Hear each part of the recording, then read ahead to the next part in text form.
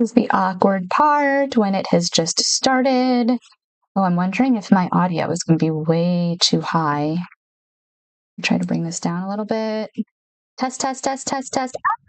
Ah! Test, test. Ah! I don't have any filters on this audio here. Oh, maybe I have a couple.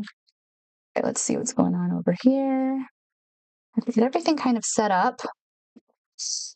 And let me get the live chat. See if I can get that here. Doc, YouTube live control panel. This is what I want. I have not gone live in this location. I have gone live in my studio multiple times, which it's funny that I call that my studio because it's just a setup that I have, but it's just like cooler, I feel like, to call it my roots studio and be like, oh, I'm not in my studio. What I really mean is I'm not at my setup. But that is what a studio is a setup. And especially nowadays, you have producers literally left and right. Everybody calls themselves a producer. All you need is a laptop and a desk. Not even a desk, and you're a producer in Nashville. So, you know.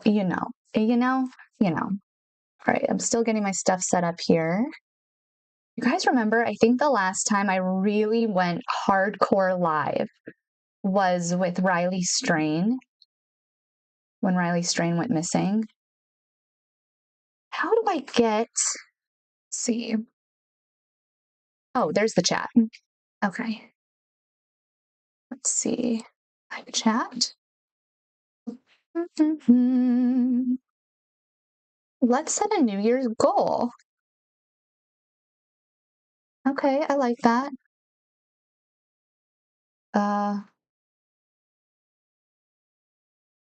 What's happening?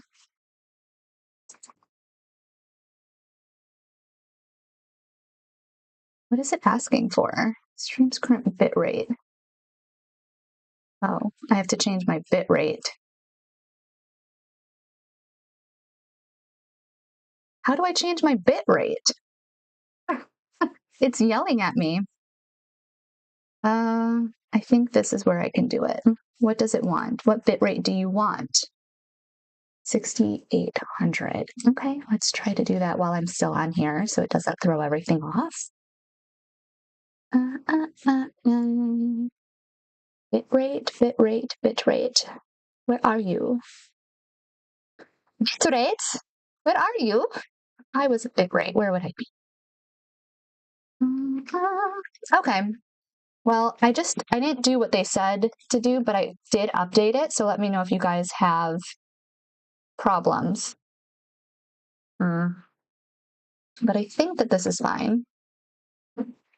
Yeah, let me know if you guys have any problems that you think are due to my bit rate. I just updated it because it was yelling at me. So hopefully it stops yelling at me. But as I was saying, I'm not in my studio. I love Roots music. Thank you. I have to say, I was trying to think about how I wanted to approach this live stream today. And someone had the idea, and I really like this idea, to go through 2024 and kind of like a trip down memory lane. I thought that was a super cute idea. So I do think I'll share my screen and kind of go through the episodes that I've done that I did in 2024 last year and how the channel grew and all of that. And then I really want to talk about an interview that I did, and I'm going to try, I'm not on my computer. Sorry, I'm so fearfully. I'm not on my computer, but I do want to talk about, you just closed a dockable window. If you would like to show it again, you have no idea what I'm looking at right now. It's like, I feel like I'm on a spaceship. Like this live stream is like a spaceship and there's so many controls. And it's so different too when you're not at your normal. Now, where did you guys go? Oh, there's the chat. Okay. I've got the chat back now. I'm going to get rid of this window and I'm going to keep this one. Okay. Oh, it's yelling at me again. Don't do that. Don't do that. Are you sure you want to do that? Are you sure you want to remove that window? Yeah, I want to move it over here. Bill, are we live? Yes, we are. We are live. I'm still getting my act together a little bit because I have not gone live in this location. I'm not in Nashville. If you can tell, this is not Nashville. But my dad, for those of you who have been following the Instagram page, my dad had his stomach removed on December 5th, his whole stomach. So I did not know that you could do that. Apparently you can. Not apparently you can. I mean, they did do that. It was over 7-hour surgery.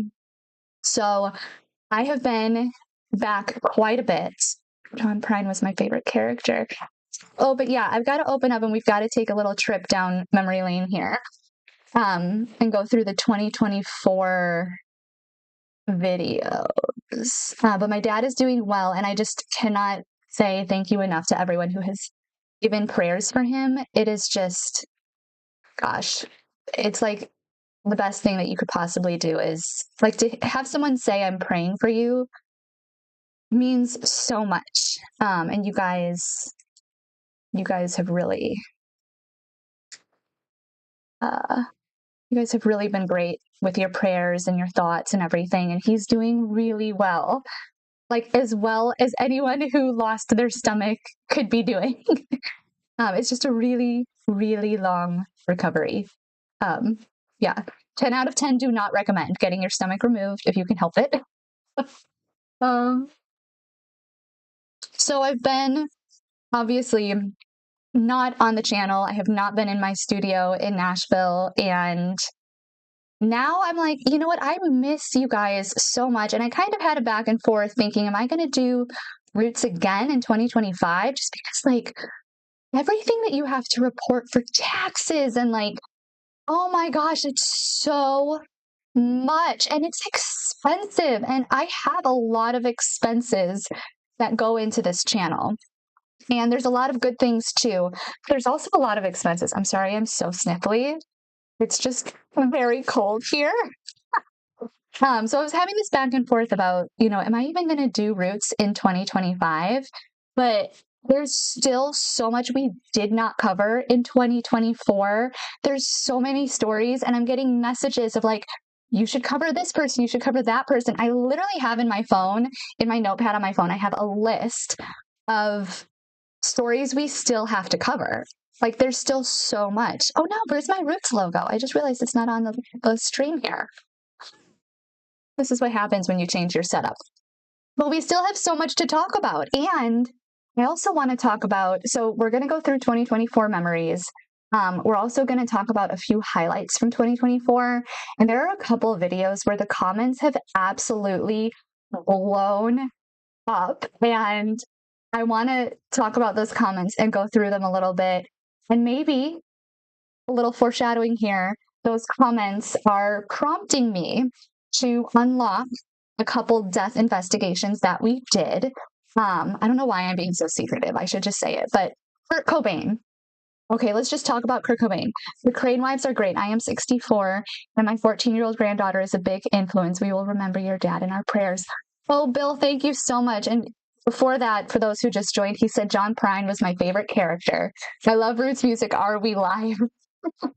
I love it. You really want to laugh? Do you really want to laugh? So I have not done a full face of makeup since Thanksgiving, because after Thanksgiving, my dad got his stomach removed. And then it was just like, why would I be doing a full face of makeup? There's no reason. And so I've really been like living my island lifestyle of no makeup, no like loose hair. And now that it's January, if you're following me on Instagram, then and not, no matter how you feel, but I am going to the inauguration on January 20th. And I am excited.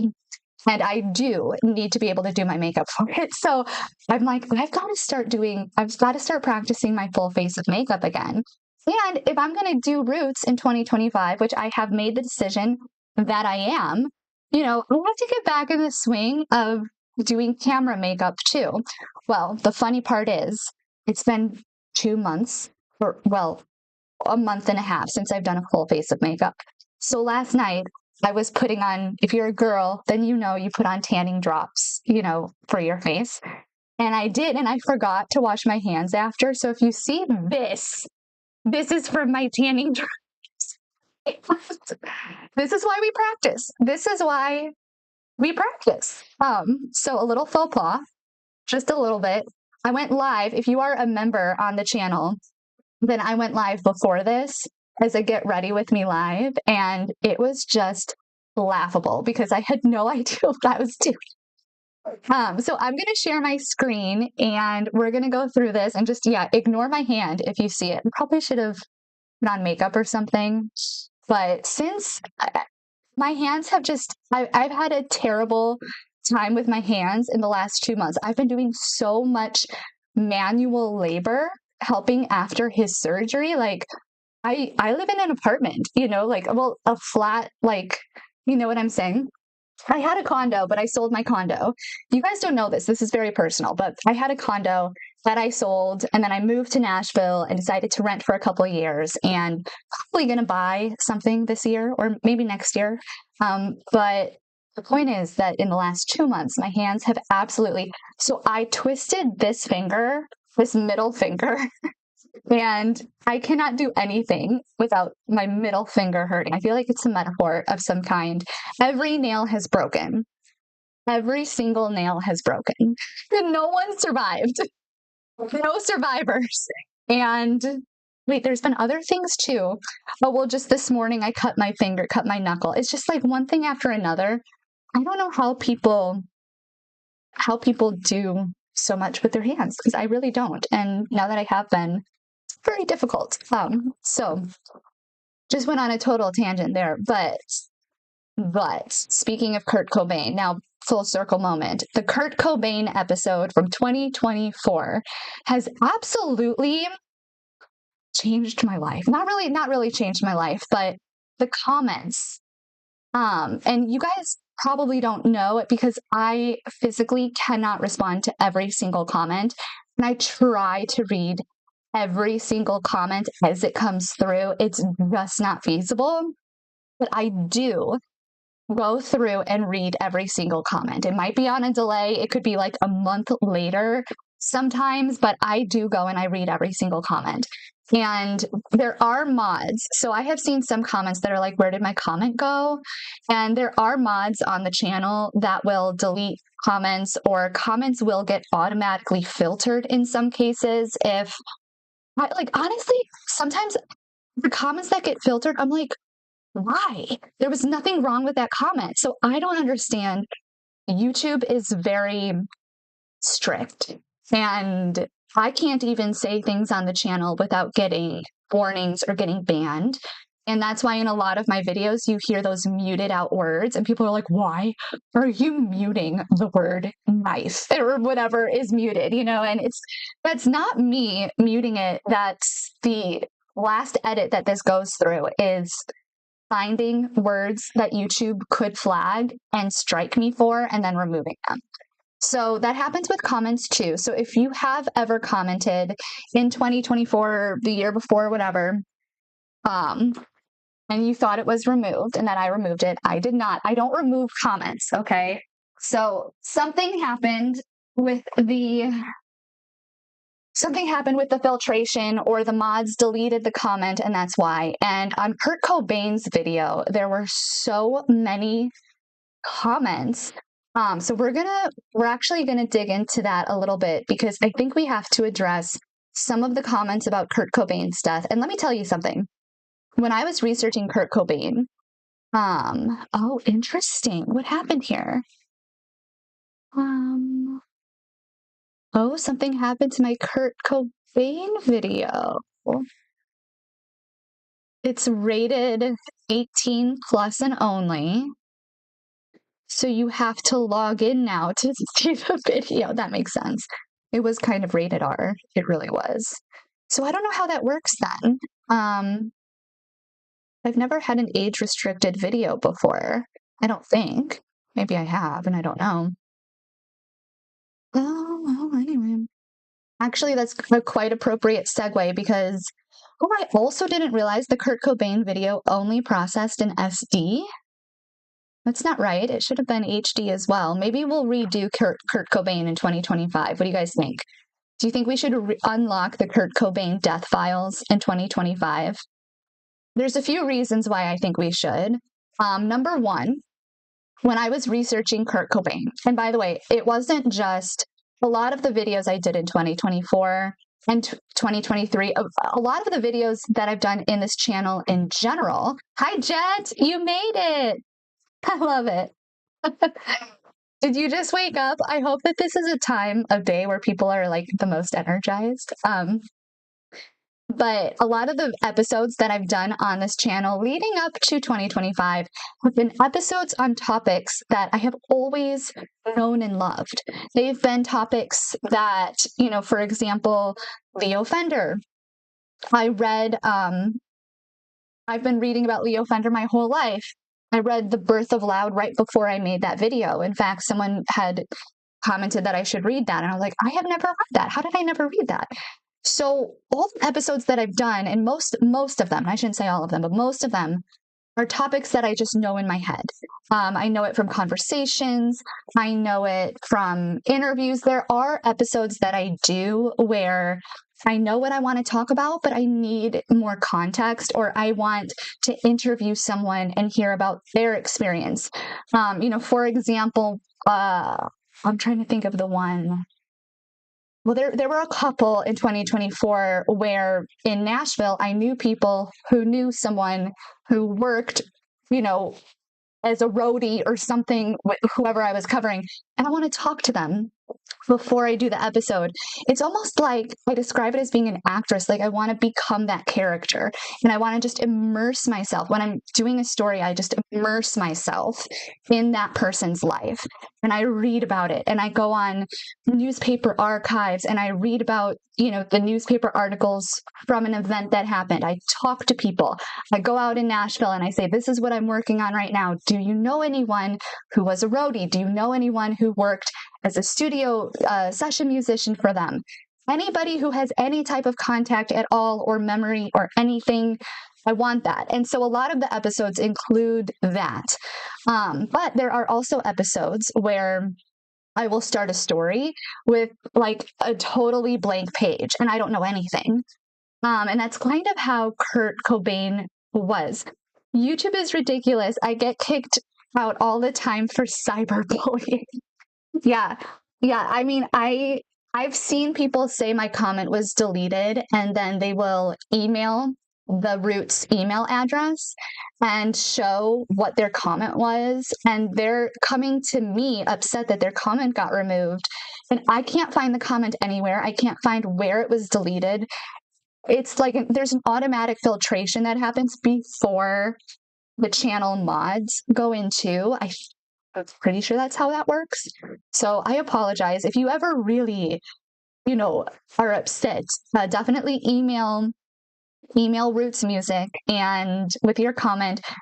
We're pretty behind on emails right now, I would say. So apologies if you have emailed and not gotten a response. It's been really crazy. And I also cut back quite a bit the last 2 months with my dad's surgery. So I hope that hasn't happened. I'm sure it has once or twice, but the Kurt Cobain episode was one where I knew what happened to Kurt Cobain. I knew what happened, but I knew Tom Grant, like I had seen him, and I just dabbled with it. If Kurt Cobain was Percy Priest Lake in Nashville and I was the pontoon boat, I was like on the dock, but I had never really gone out to sea. So like that's how I was with Kurt Cobain.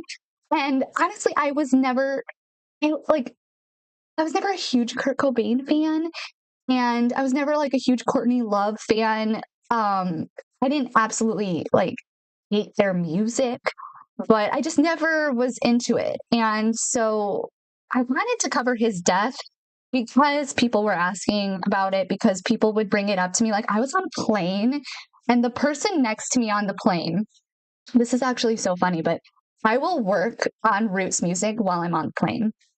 Or I'll do my regular job too. It depends what's happening. Usually I just take PTO from my actual job to fly, and then I'll do Roots. But I'm on the plane and I'm looking at old newspaper articles from Kurt Cobain's death on the plane on my iPad. And the guy next is like, you know how you don't want to seem like you're looking at what the person next to you is doing on the plane. You don't want to be like intrusive, but he's looking and reading. And it is fascinating what I have up. And he turns to me and he goes, "Excuse me, what are you doing?" And I was like, "Oh, just looking up articles from Kurt Cobain's death." No, what are you doing?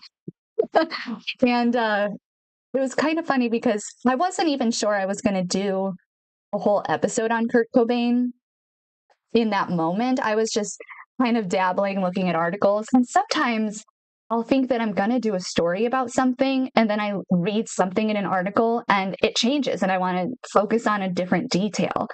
But he was like, he like puts down what he's doing and he's like, "Let me tell you about Kurt Cobain." I was like, okay. And turns out it was a flight from LA, from LAX to O'Hare. And this was early on in the flight, like we had just reached altitude when he saw me looking at Kurt Cobain articles. And the rest of the flight from LA to Chicago, we had the most riveting conversation about Kurt Cobain. Like, kind of conversation that just like chills you to your bones. Like, my bones were shaking. I think his were too. And we ended up having the best flight ever. But when the flight landed, I was like, "Oh no, this is dark energy. This is very dark energy."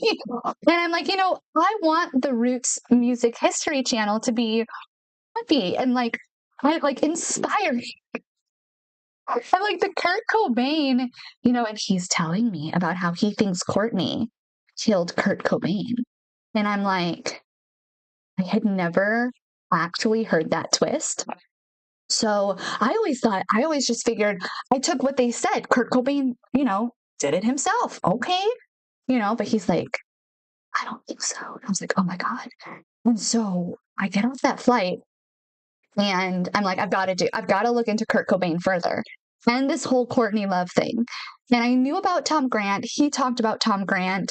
I hadn't really explored Tom Grant. I had been on his website, really gone into it. And so that's where Kurt Cobain started. And that's why there's a Kurt Cobain full investigation episode out there. If you don't know what I'm talking about, let me share my screen real quick. Is it this one? Yeah. Is my bank info up here? I just want to make sure we're good to go. Is there any like identifying information here that would not be the best? Okay, so this is the episode I'm talking about. This was posted. I posted this. When did I post this? I don't see the date. I don't see the date on here, but I definitely posted this in 2024. It's an hour long. Okay, this is a full investigation of Kurt Cobain's death. It is 58 minutes and 48 seconds long. And really, the reason is because I never wanted to talk about this again. Like, this was it. I was like, this is Kurt's moment. And after this, I'm going to take a shower. I'm going to incense my house. I'm going to get some jade or whatever it is. Sage. I'm going to get some sage. I'm going to get some incense. I'm going to call the priest. I'm going to have him come in, bless the house, like cleanse me of the Kurt Cobain energy after this episode, never to be touched again.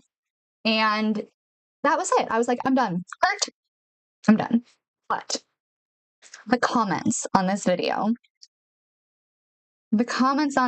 have me considering taking further action. Okay. Because let's read some of the comments. Oh, this is what it says. Oh, this is a very ominous introduction. This almost makes it better, a little bit, like more suspenseful. Okay, so didn't know that was there. Okay, so the comments have me shook. Now, when I was making this, my mind was going in all different directions, and I wanted to be very careful I wanted to be very careful with my words because everything is speculation. Everything. And that's what's hard about this channel. I get a lot of comments from people who say, you know, he never said that, or that's not the way it was, or whatever. But I've made this point before, and I'm going to make it again. Even if I interview Kurt Cobain himself, even if I did, he could still say things that aren't true. He could still remember things incorrectly. And that's what's hard as a music journalist or as any journalist, is just because you talk to someone and they say something that doesn't make it Bible. And it's you have to be careful when putting together the stories. And as the viewer, you have to acknowledge that as well, that I could be taking information from a newspaper article. And when I do that, I try to put the article on the screen so that you can see exactly which newspaper article I'm referencing. But just because a reporter was there and put it in the newspaper also doesn't make it true. I've definitely come across newspaper articles. I think the Lynyrd Skynyrd plane crash is the perfect example, because you go into newspaper articles about that and you have the local paper reporting things accurately because it's the local paper and they were right there, walking through that field to the plane that crashed, and they will say something, and then you have the New York Times, or whoever taking what the local paper reported and twisting it, and then some detail changes. Jim Morrison's death is another perfect example. But that's what makes the research of these episodes so much fun, but that is also what makes it difficult. And I do get a lot of comments that are saying, this is not fact, that is not fact. But define it, because someone could say something in an interview as fact, and it's not fact. So, unless you're actually there, that's what's so fun about these episodes, though. And that's what we're trying to get to the root of what happened on Roots. And by doing that, we are taking everything into account. We're taking the interviews that people gave. We're taking eyewitness accounts. We're taking journal entries. We're taking videos. We're taking newspaper articles. We're taking autopsy records. We're taking police records. We're taking everything. Like for the Kurt Cobain episode here, I went in and found the police record from the day that Courtney called the police, and they came in. It was very Amber Heard, Johnny Depp. Very Amber Heard, Johnny Depp. Whenever I repeat myself like that, I'm trying to emphasize the sentence that I'm saying. And my dad will always go, "You just said that. You just said that. Oh, you just said that. You just repeated yourself." It's like, I know, because I'm emphasizing it. Very Johnny Depp, Amber. And I'm reading the police report, and I'm just like, what? And then Courtney goes on and does an interview and says that the neighbors called the police. And it's like, Courtney, no, they didn't. Well, the police record says that you called. And it's like, so that's that's the point of this channel, is we look at that and we find those inconsistencies. There is more to the Jim Morrison story. Mr. B, I've been thinking about doing a sequel to the Jim Morrison episode too, because that's another perfect example of a video that was posted in 2024 where the comments are just through the roof and really have me thinking that a sequel could behoove all of us. Also there are just issues in 2024. I had a new camera. I was still learning with the channel how to improve and how to get better.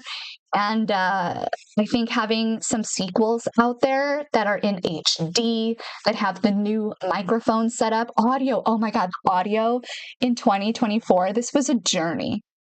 This was an audio journey. And I love Nashville and I love the people in Nashville, but they will not help you.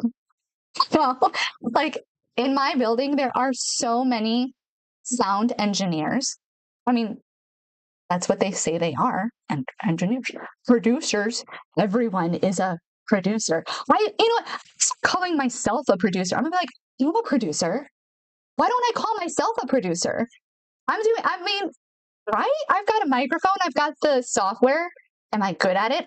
Maybe. I don't know. It depends on your definition of good. I could still call myself one. Anyway, when I started this channel, everyone's a producer in Nashville. And I was having the worst time. Well, and I shouldn't say the worst time, but I wasn't immediately able to grasp the concept of compression and equalization and all of these technical terms that go into audio. And honest to God, and people were right. They're like, just turn on your iPhone. Just film the Roots episode on your iPad. Call it a day. Why are you going through this pain? And I'm like, I'm going through this pain because I want to get it right. I don't want to just say, oh, this is too complicated. I don't understand it.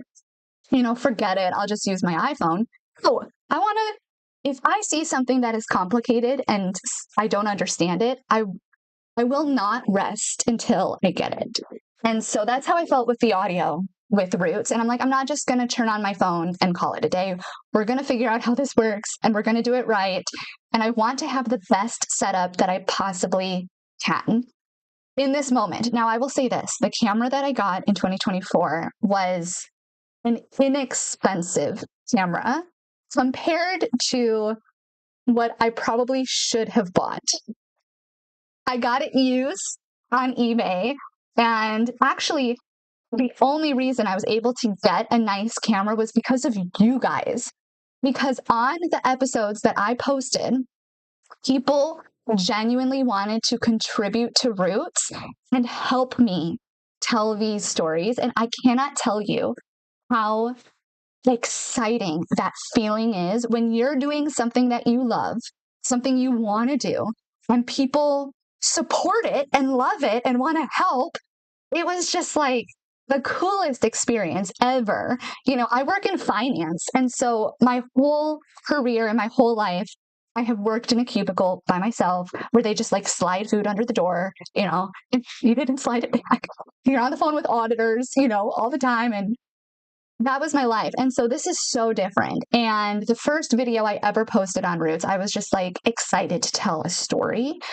And then everyone loved it. And then so people were donating. And I'm like, oh my gosh, I can actually graduate from this little dinky donkey, webcam that I had. Actually, the first episodes I did on Roots, I did do them on my iPhone. And if you look, they're terrible quality. They're not good. They're really good stories. Still go look at some of the early episodes on the channel because they are fabulous stories. And in fact, some of my favorite ones I did in the very beginning because, I was inspired to do a channel. For example, the story behind the song, oh my God, why? The Devil Went Down to Georgia. Why did I just blank on that? The story behind the song, The Devil Went Down to Georgia, was one of my first episodes. One of my favorite stories of all time. In fact, I'm sure people when I would go to shows in Nashville, one of the first seasons of shows that I did in Nashville, one of the acts that went up to perform was fiddling. It was a guy with a fiddler. Actually, they're called, what is the band's name? Oh my God. I'm going to find it. I'm going to find their name, or I'll think of it and I'll promote them because they were so cool. It was this badass fiddler. They're both veterans. The guy's name is Scooter something. Scooter. You got somebody, please, right now, go to my Instagram and look at who I follow. Look at my followers and search Scooter. Can somebody do that and then come to the chat and say who I'm thinking of? It's Scooter and their group. They were two veterans. One was a fiddler. Oh, this is going to drive me crazy. But they actually played with Charlie Daniels quite a bit. And so I went up to them and I was so excited. And I was like, did you know that The Devil Went Down to Georgia was originally written about a real fiddler named Lo Stokes, and this is true. This is a true story. The Devil Went Down to Georgia was written about a poem called The Mountain Whipperwill. And Charlie Daniels doesn't promote this, by the way. It's in one interview that he gives, and he says it so fast, like under his breath. And every time he's asked in every other interview, how did you come up with the song The Devil Went Down to Georgia? Every time he goes, I don't know, I like the name Georgia. Georgia? Just like the name Georgia. I don't know. And I'm like, that can't be true. Can't be true. And in one interview that I found, he says it under his breath. He gives his, pocketbook answer. I don't know. I just like the name Georgia. And then he goes, I guess it could have been inspired by this poem that I read in high school called The Mountain Whipperwill. And I'm like, I couldn't even understand what he was saying. I had to put on the subtitles of the interview because he mumbled so badly. The Mountain Whipperwill. I'm like, what? And I go back, the Mountain Whipperwill. And so then I Google, right? The Mountain Whipperwill. The Mountain Whipperwill was written by a man who had read an article in I think it was the 1920s. And the article he read was about this kid named Lo Stokes, who lived in the mountains of Georgia and comes down one day to join a fiddling contest. Now, mind you, in the 1920s, fiddling contests were very political. Very political. I mean, just like anything, just like swimming or gymnastics or, whatever your kid is competing in, it's political. Everybody knows who the best person was last year. And if that person's there again, then they're probably going to win again. That's how fiddling contests were in the 1920s. Scooter Brown Band, Jet. Yes. Thank you. Scooter Brown Band. That's his band. And then he and this fiddler joined a second band, Scooter Brown.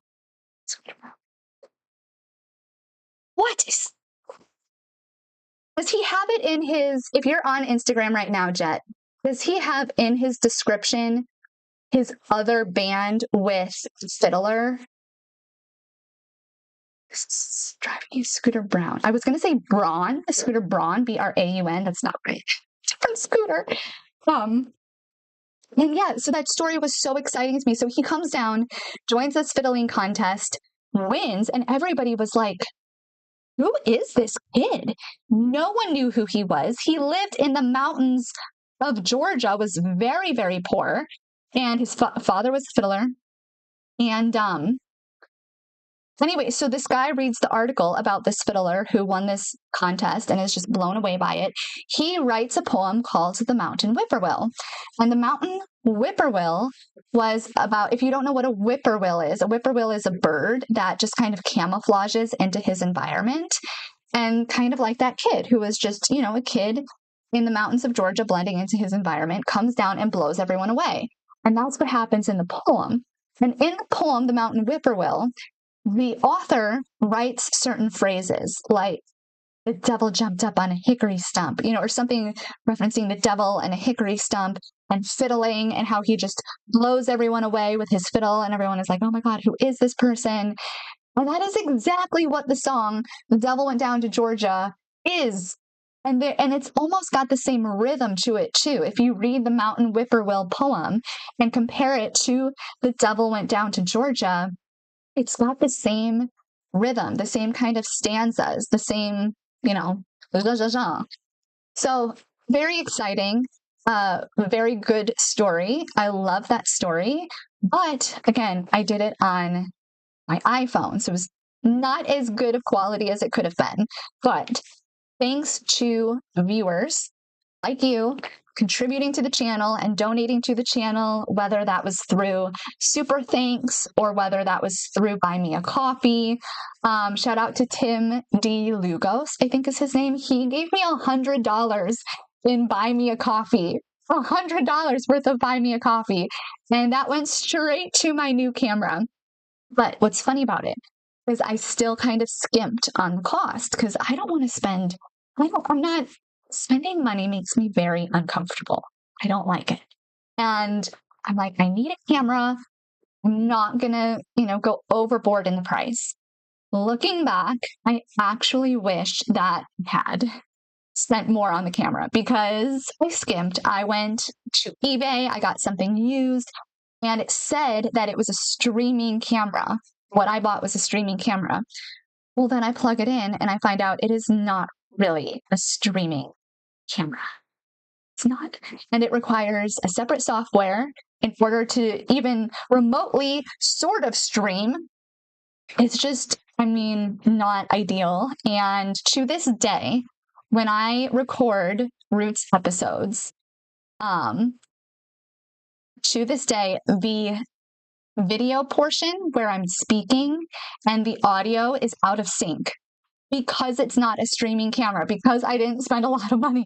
So the way I have to do it now is I unlink the video from the audio and then I go and I try to sync it. So in 2025, I think we will be upgrading the camera.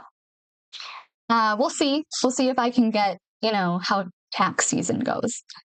If it goes well, then we will be upgrading the camera. And I will be unlocking a lot of these death investigations. One of them obviously being Kurt Cobain, because look at these comments from you guys.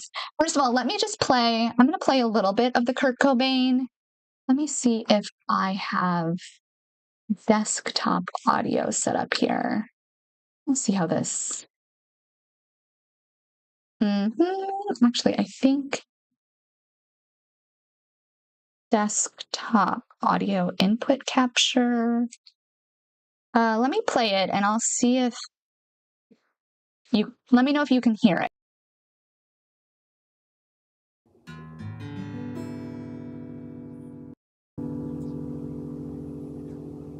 Welcome back to Roots Music History. On today's episode, we are talking about what really happened to Kurt Cobain. For the last 30 years, Nirvana fans everywhere have mourned and researched the death of the lead singer and guitarist of the band Nirvana, trying to figure out what exactly happened that fateful night on April 5th, 1994. Not only was Kurt Cobain the face of the band Nirvana, he also wrote most of the music and lyrics for their songs. I will quickly summarize what happened here, and then we'll go into the deep diving of the details and addressing all of the different conspiracy theories surrounding his death. But to summarize, on April 8th, 1994, an electrician showed up at Kurt's home on Lake Washington Boulevard in Seattle, Washington. He was the first on scene who discovered Kurt Cobain's body, next to supposedly a suicide note and a shotgun. He had a shotgun laying across, pointing to his neck, and there was a suicide note stuck in a potted plant that had been dumped out. The coroner and medical examiner immediately ruled Kurt's death a suicide, and later it was determined he had likely died 3 days prior, which would have been April 5th. Many people began raising red flags around his wife, Courtney Love, speculating she hired someone to kill Kurt. But was it speculation? Or are there actual facts to support this theory? More questions were raised upon the release of Kurt's, quote, suicide note. There are handwriting experts who have come in and disputed that the end of the note, where it's really saying goodbye, disputed whether that was actually written by Kurt Cobain or not. Many people think it was not. People became even angrier when the toxicology report was released, showing that Kurt Cobain had way beyond the lethal dose of heroin and more in his system. With this story, there are just too many weird things, too many contradictions. If you thought Jimi Hendrix's death was a story,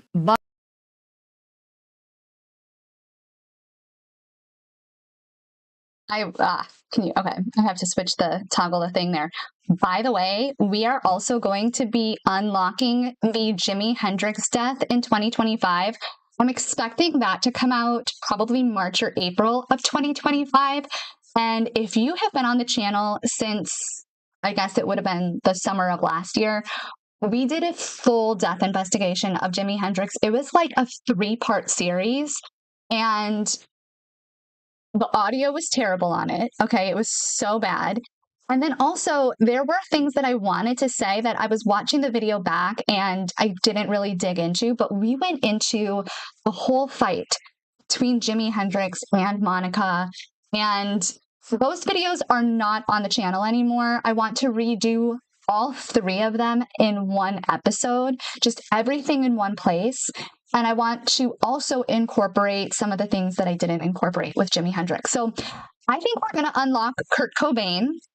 We are going to unlock Jimi Hendrix and kind of dig back into these cases and look at some of the public records that are available that I also did not include. So buckle up, because this is like 10 times worse than Jimi Hendrix's situation. Kurt Cobain was born February 20th, 1967 in Aberdeen, Washington. His early years were full of fun and stability. In fact, most people described Kurt Cobain as a really loving, happy-go-lucky kid. It wasn't until 1976 or so when Kurt's parents started to go through a very hostile divorce. This divorce...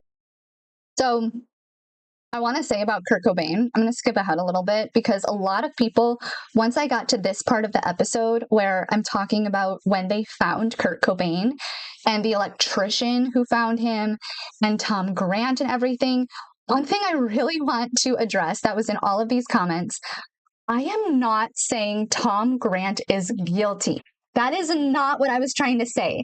I was saying that as I was reading about Tom Grant, he had such a detailed account of what happened, and he was so passionate about it.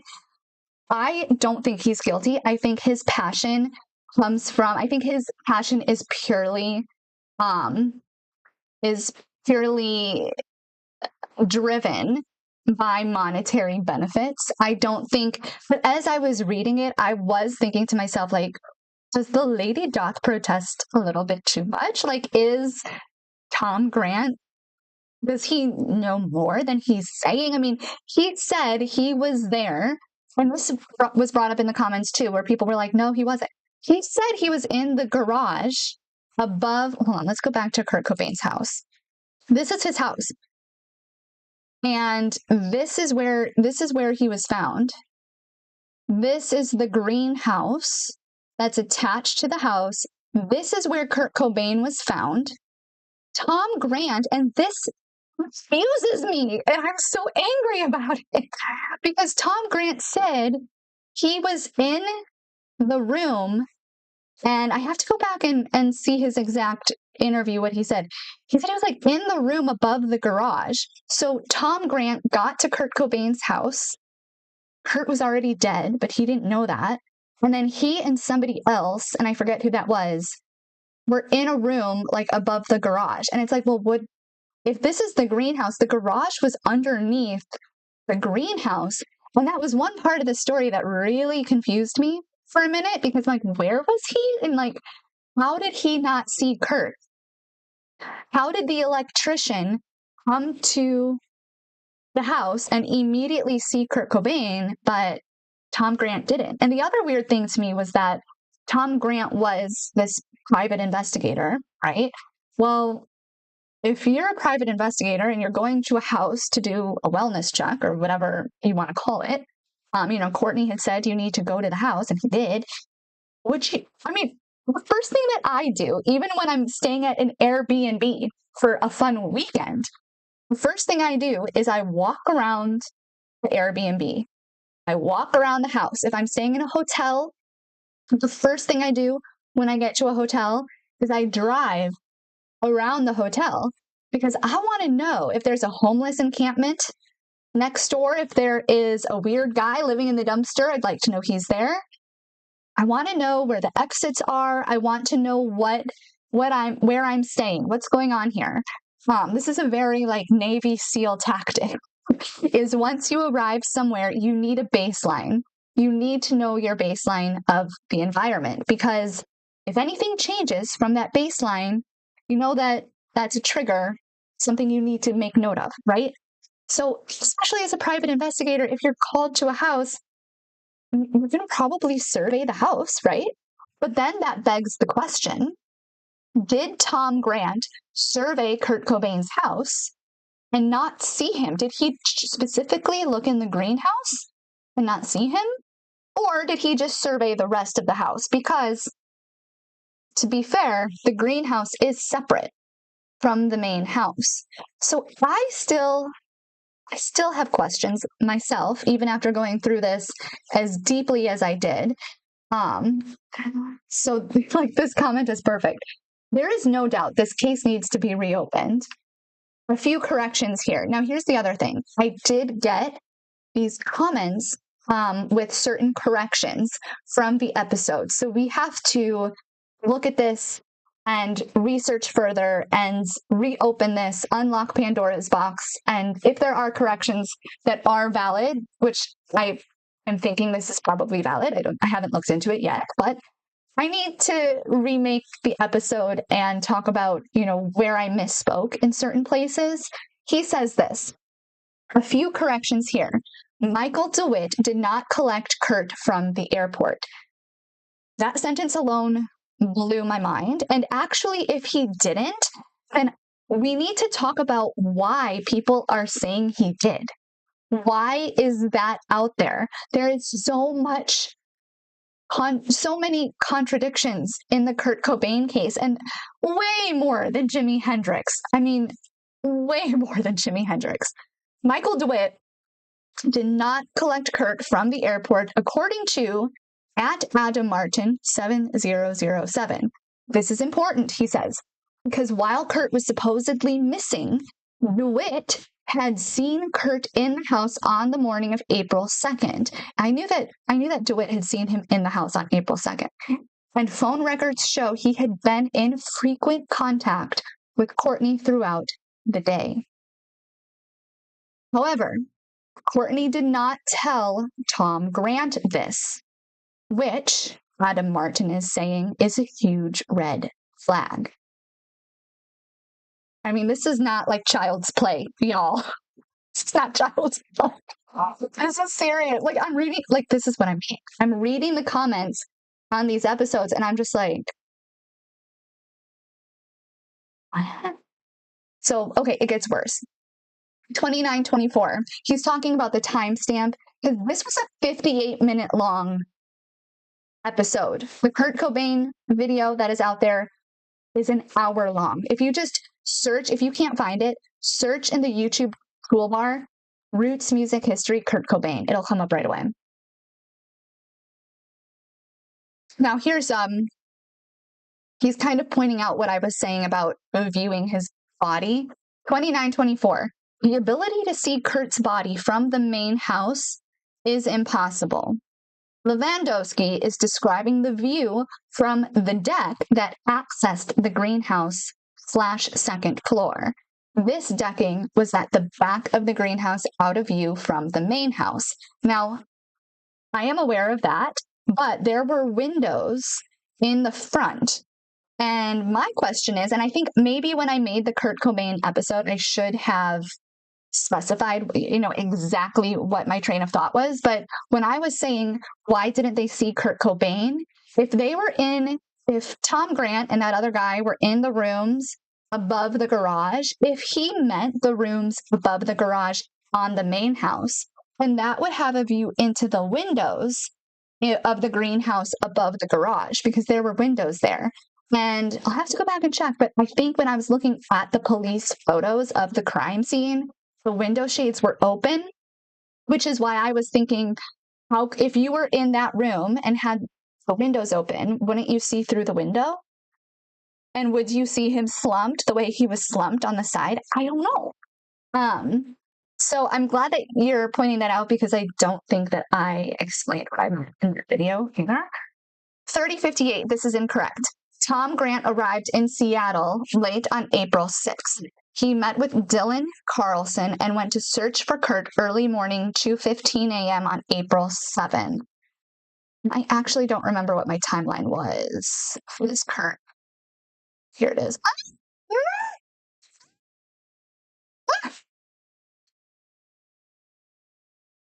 Was clearly a suicide.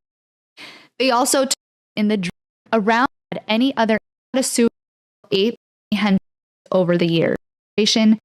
Good.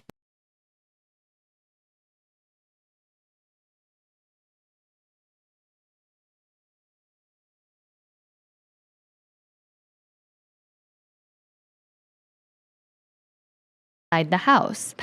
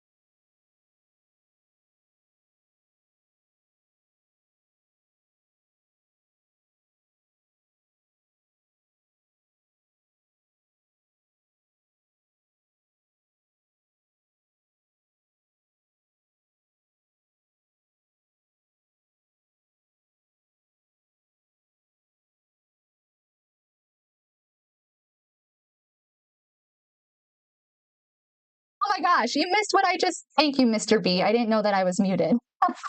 I was saying the comment says that I was incorrect about when Tom Grant showed up to Kurt Cobain's house. So I was looking into what I had said and what the comment said, but I'm saying what the comment said happened. And so I'm saying that. Thank you. I'm sorry. I hope you can hear me now. I'm saying that I did say that Tom Grant showed up to Kurt Cobain's house on early mornings of April 7th. And that's what the comment says happened, but he says you're incorrect. He showed up the early morning of April 7th. But maybe I'm pretty sure maybe I said like 3 a.m. instead of 2:15 a.m. Maybe that's where I'm incorrect, but otherwise I think that my timeline is correct. Slash maybe some sort of small detail about whether it was 2:15 a.m. or 3:15 a.m. And then the other part of this comment, Tom Grant was directed by Courtney Love to strictly not monitor the house. And that is something that we need to reopen and dig into because every other account says that he was supposed to go to the house to check on Kurt. Like, I thought that was the whole point of it. And like, maybe Courtney said to him, don't go check on Kurt. And he, in his heart, felt like he should have. And maybe that's what I'm missing. But he's saying Tom Grant was directed by Courtney Love to strictly not monitor the house. Now, if that's true, and if he was following Courtney's orders, then that would answer the question of why didn't he find Kurt? Because like to the point I was making, whenever I go to an Airbnb or hotel or whatever, like the whole point is to survey the land, survey the location. Like he should have, as a private investigator, surveyed the whole house. He's saying he didn't. And so like you guys are commenting things and I'm like, wow, I can't just put this to bed. She went ballistic when she discovered one of the local private investigators that Grant had subcontracted decided to set up a stakeout at the house. Now, that might be the second person I was referring to who I forgot about who that was. It could have been a local PI that Tom Grant had some subcontract. So she went ballistic when she discovered this, apparently, and now he's calling it a stakeout, what they were doing, which I never really interpreted that they were there as stakeout, quote unquote. Tom and Dylan spent the day of April 7th investigating Kurt's drug, I can't say the word, dealer, Caitlin Moore. Now I didn't go into that much detail about Caitlin Moore, and there are some really sketchy things that happened. I did touch on them at the end of the Kurt Cobain episode. I talked about some really weird coincidences of people who died who were very close to Courtney. The story is insane. Like this, it doesn't stop with Kurt Cobain. Like it kept going. And it's almost like last night, I showed my dad the movie Orphan. Have you ever seen the movie Orphan? And the movie Orphan is about this family that adopts a kid. They think they're adopting like an 8-year-old child, and she's actually an adult. She's like, well, now I'm gonna spoil the movie for you, but like a 33-year-old adult who poses herself as a child, and she's a killer. And it's based on a true story. This actually is true. A family really did adopt a child who really was like a crazy mentally ill adult. Wait, how did I even think about that? Oh, and the whole point of the Orphan is there's this scene where the person who runs the orphanage comes up and is like, something's wrong with this orphan child because these catastrophic events keep happening where like somebody's car runs off the road or somebody's, unalived, I think is what I'm supposed to say on YouTube, or somebody has like a freak accident and this orphan child just like happens to be there for every really awful, catastrophically bad event. And she just happens to be there in every accident that occurs. And that is exactly what we see with Courtney Love. She just happens to be involved in, or like close to these people in one way or another. And it gets to the point after like 3 of them, you think, okay, one is an incident, 2 is a coincidence. 3 times that's a pattern. And like 3 times somebody dies in a super freak way, and Courtney Love has this attachment to them. So I didn't go into that much in this episode, but I did talk about it at the end of the episode. So watch the episode and you'll know who I'm talking about. It's her friend, and it's this other guy, and I actually have video footage of the other guy who's involved in all of this. So the day of April 7th, he's saying they were investigating Caitlin Moore, searching local motels, and then made a trip out to Carnation, where the Cobains had a summer cabin. Courtney then instructed them to return to the house that night to search for the gun in a hidden compartment in their wardrobe. I didn't hear that detail at all. I mean, if you really want to go into a rabbit hole this weekend, then look at this Kurt Cobain episode, but also read these comments. This is like a Reddit thread. This is like the most robust Reddit thread on Kurt Cobain, I think, out there. I went through a lot of forums during my research of this episode because I wanted to hear what other people were saying about him. And the comment section that ended up manifesting from the episode itself, this is one of the best chains that I've ever found. So Kurt Cobain is a good example.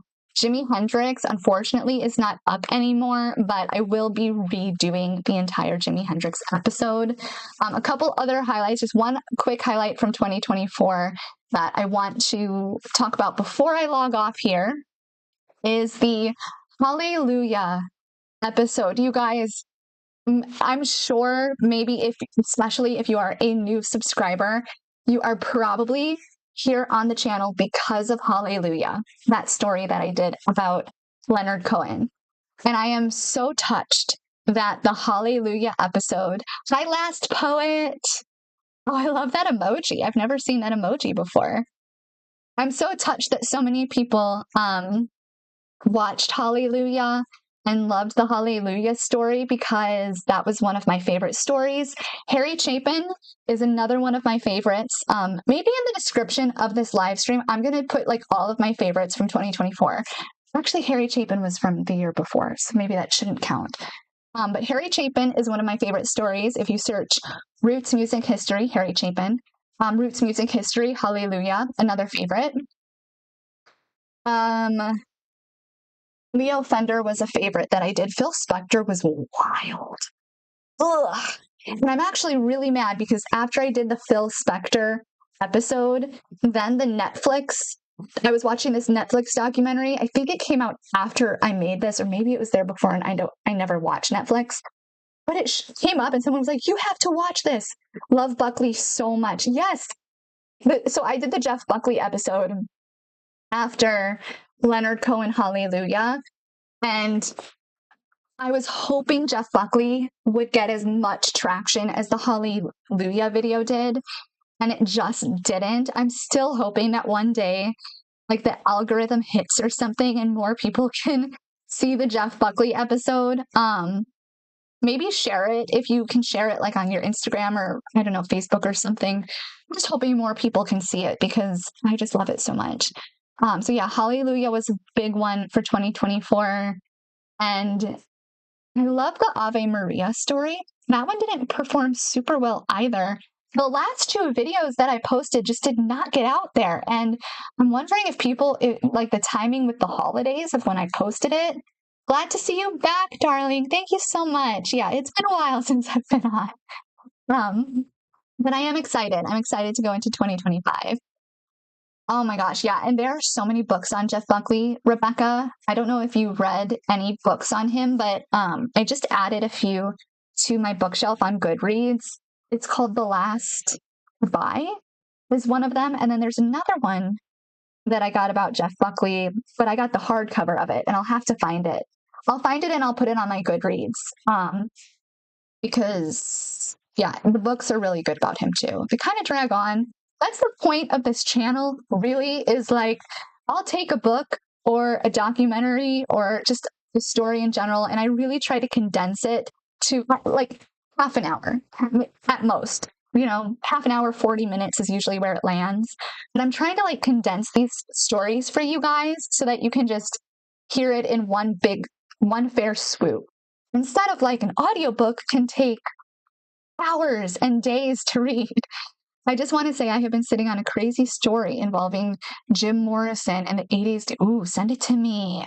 Mr. B, send it to me. You can send it to my email that's in the descriptions of the videos, or DM it to me on Instagram as well. By the way, I just opened up my personal Instagram. I had been private for the first 2 years that I made this channel. I had my personal Instagram, and like, I would go public sometimes just to tag somebody or just to like, you know, have something be shared, and then I would go private again.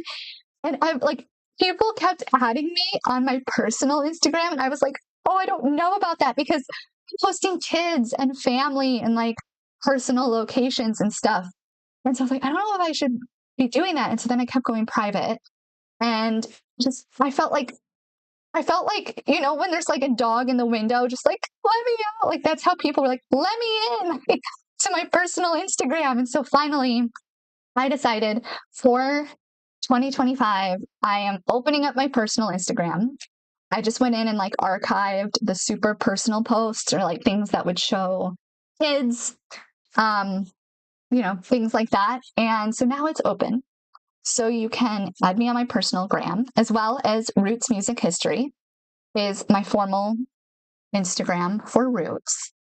Yeah, but I would say if there's one video from 2024, if you have not seen it, it would be Kurt Cobain, because those comments are just insane. Like, you can't just watch the episode. You have to watch the episode and read the comments. Nobody sings like you anymore, I swear, is Cornell's ode to Buckley and Black Holes. And I should have mentioned that. See, this is why the comments are so important. You are the best. I love hearing you, and your work is amazing, Jet. Thank you. Thank you so much. I really hope that with the new camera and new microphone for 2025, like the quality is going to be just even better. The last two videos that I posted were reruns, and I just reposted them. So the quality is probably not, maybe that's why they're not doing as well. But actually, no, telling you my favorite story. I just posted this before I left Nashville, and this is my favorite story. Actually, I take back what I said. If there's one video you have not seen from 2024, watch the last one I made for the whole year. It's called Telling You My Favorite Story, the story of Rick Hall and Fame Studios. Oh, that story just touches my heart. Love that story.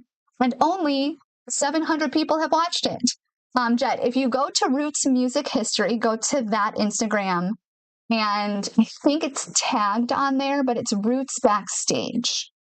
Roots_backstage. And so my plan for 2025 is that on that Instagram, you'll see like the trips that I'm taking. You'll have more of a backstage look into the Roots setup and kind of like content that is more like around Nashville. And then Roots Music History is going to still have the live music, and it's still going to have like the reels and the interviews and that sort of a thing too.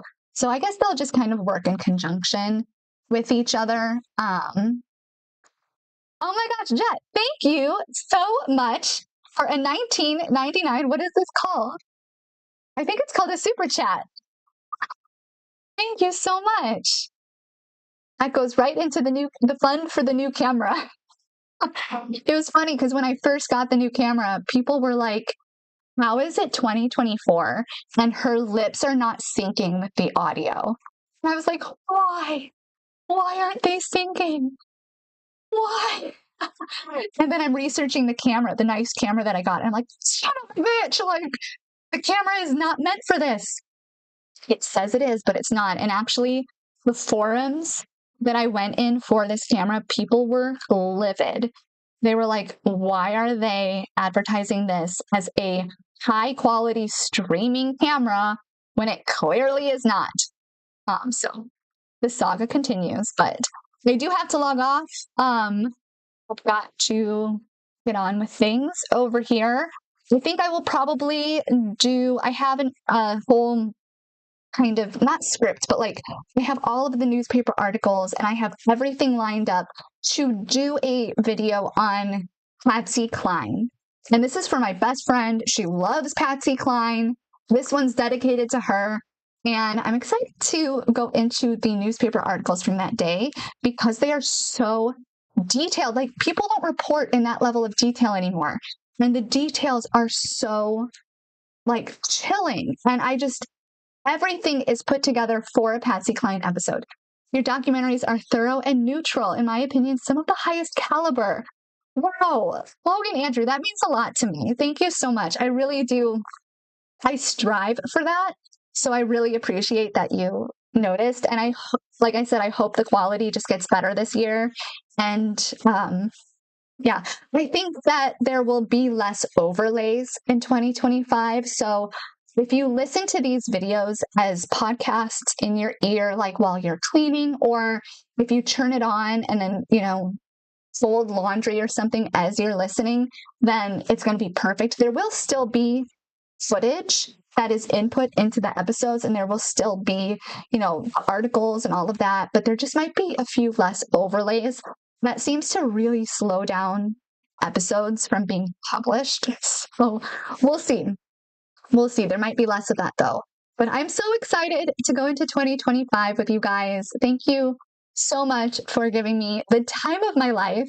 This community is so much fun to me. I love like ending my work day and then going on and seeing what you guys are saying, seeing the comments. These rabbit holes are just too much fun. And this is how I've really enjoyed spending my time after work, is doing these episodes and talking to you guys, and spending each week with you has been the delight of my life. So thank you so much. I cannot wait to see you in the next episode, and continue to send requests my way. And I will try to I still have a long list of requests, but I am getting to all of them. And I hope you had a very good New Year's, and I hope that you have a very good